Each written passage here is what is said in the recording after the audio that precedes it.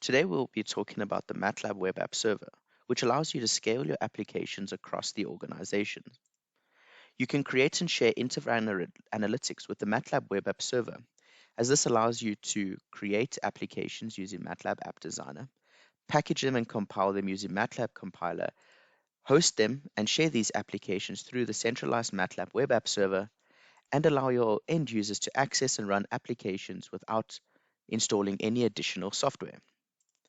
Through this organization-wide accessibility, the MATLAB Web App Server is hosted centrally on premises or in the cloud, and the access is done all through your web browser. This organization-wide access allows multiple end users the opportunity to run models. You have no additional software installation requirements.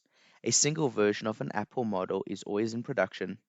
The apps can be accessed royalty-free by multiple end users, and we can include authentication and access control to specific apps and or groups of applications.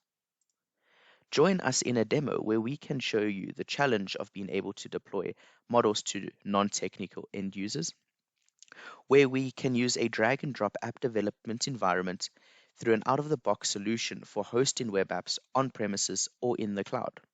This results in a streamlined app deployment pipeline, organization-wide accessibility through a single app version.